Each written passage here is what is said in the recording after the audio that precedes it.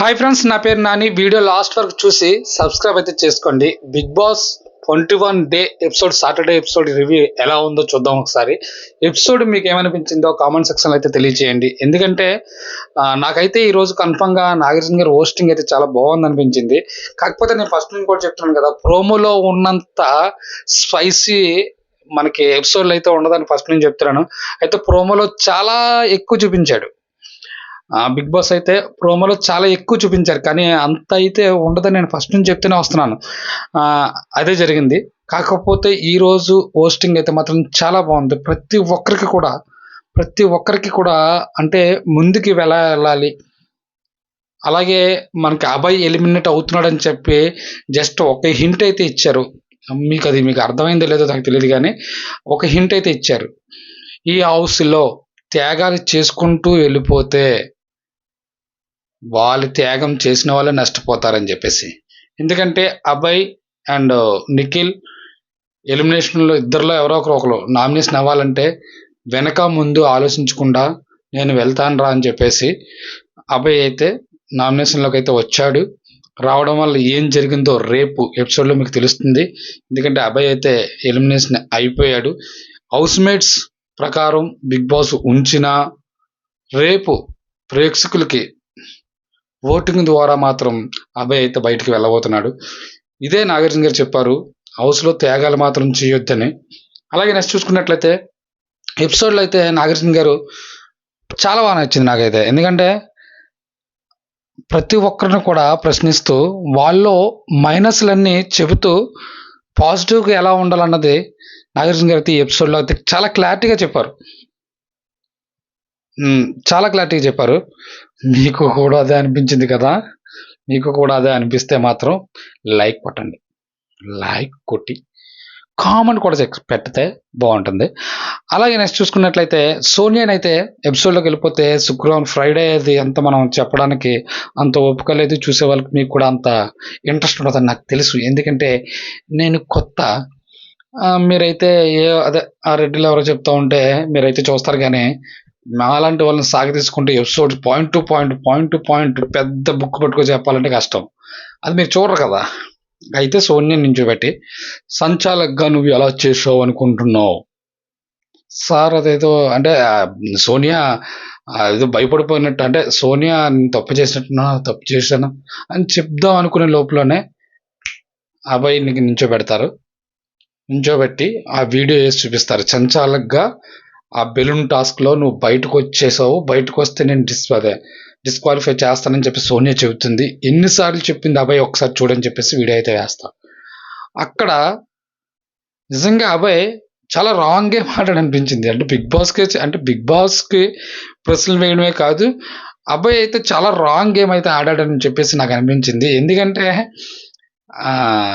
నిఖిల్ లోపలే ఉండి బెలూన్స్ పగలగొడతా ఉంటే అభయ్ మాత్రం బయటికి వెళ్ళిపోతాడు, లోపలికి వస్తాడు, బయటకు వెళ్ళిపోతాడు, లోపలికి వస్తాడు. ఇక్కడ సోనియా సంచాలకుగా బాగా చేసింది. నువ్వు మాత్రం సోనియా ఎన్నిసార్లు చెప్పినా సరే నువ్వు మాత్రం అది వ్యతిరేకిస్తూనే వచ్చావు అని చెప్పేసి నాగార్జున గారు అయితే చెప్తారు. ఇక్కడ 100% ఎవరు అంటే బిగ్ బాస్ రూల్స్ వస్తూ ఉంటాయి, గేమ్కి చేంజ్ అవుతూ ఉంటాయి, కానీ అస్సలు బిగ్ బాస్కి కంటిన్యూగా ఒకటి మెయిన్ ఏంటని అడిగితే సంచాలక్ డిసిషన్ ఇస్ ఫైనల్. హౌస్లో మెయిన్ అదే కదా, ఎలా ఆడినే హౌస్మేట్స్, కానీ సంచాలక్ అక్కడ ఏ నిర్ణయం తీసుకుంటే అదే ఫైనల్. అది రాంగ్ అయినా రైట్ అయినా ఈ విషయంలో మాత్రం బిగ్ బాస్ క్లారిటీగా ఉన్నాడు అనమాట.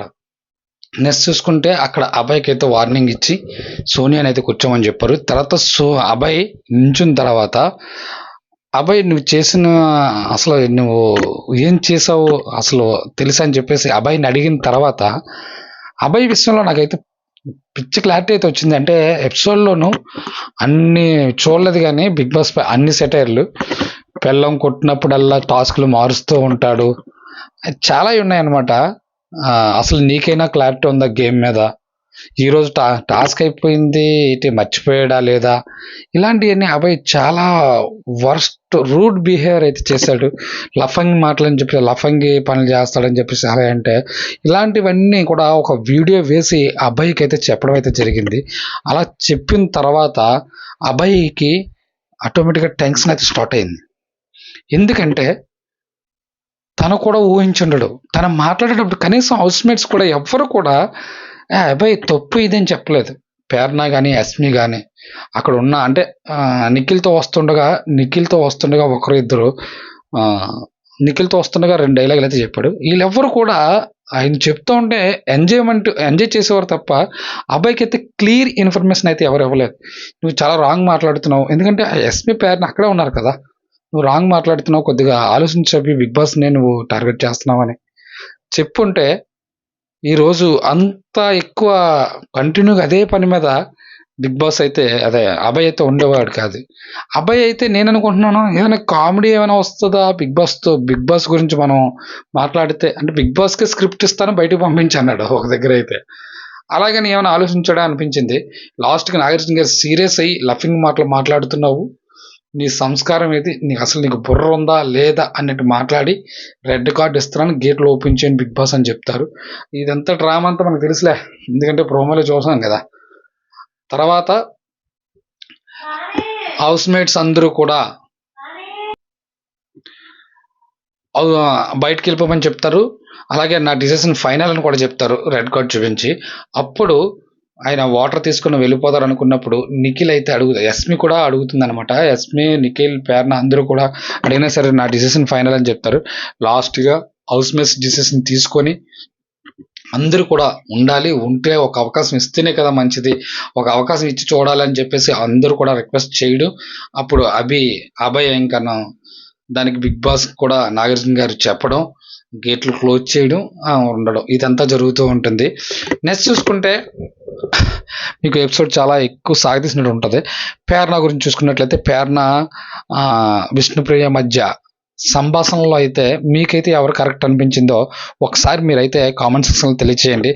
నాకైతే మాత్రం ప్రేరణది మొత్తం రాంగ్ అనిపించింది, విష్ణుప్రియ కరెక్ట్ అనిపించింది నాకైతే.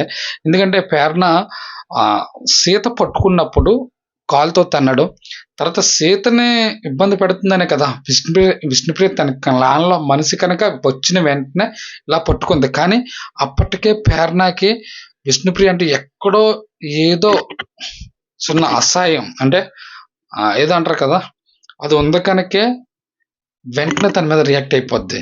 పోవే, తర్వాత క్యారెక్టర్లెస్, తర్వాత పిచాచి అని ఇలాంటివి మాట్లాడితే ఆడుతుంది. ఈ విషయంలో ప్రేరణ ఫుల్ రాంగ్. విష్ణుప్రియతో పోల్చుకుంటే ప్రేరణ చాలా రాంగ్ మాటలు మాట్లాడింది. అదే చెప్పారు అక్కడ నాగార్జున గారు. తర్వాత విష్ణుప్రియ కూడా కొన్ని మాటలు వదిలేసామని చెప్పేసి విష్ణుప్రియ కూడా చెప్తారు. అలాగే విష్ణుప్రియ ప్రేరణ విషయంలో మణికంఠ ఎంత హైప్ క్రియేట్ చేశాడో ఆ దోశ గురించి అక్కడ అంత లేదు అని చెప్పడానికి అయితే నాగార్జున గారు ట్రై చేశారు. నెక్స్ట్ చూసుకుంటే పృథ్వీకి కూడా వార్నింగ్ అయితే ఇస్తారు. నువ్వు ఏ క్లాన్లో ఉంటో ఆ క్లాన్కి ఫుల్ స్ట్రాంగ్ నువ్వు, కాకపోతే నీ గేమ్ కంటే నీ అగ్రెసివ్ ఎక్కువైపోతుందని చెప్పేసి అంటారు. అదే నిఖిల్ని కూడా అడుగుతారు, మణికంఠని కూడా అడుగుతారు. ఇలా జరిగింది. నాకైతే ఎపిసోడ్ చాలా బాగుంది అనిపించింది. ఎందుకంటే ఇంతకంటే ఎక్కువ చెప్పుకుంటూ పోతే మీకు బోర్ అనిపిస్తుంది. కన్ఫామ్గా నా వీడియో అయితే లాస్ట్ వరకు చూసి సబ్స్క్రైబ్ అయితే చేసుకోండి. Thank you.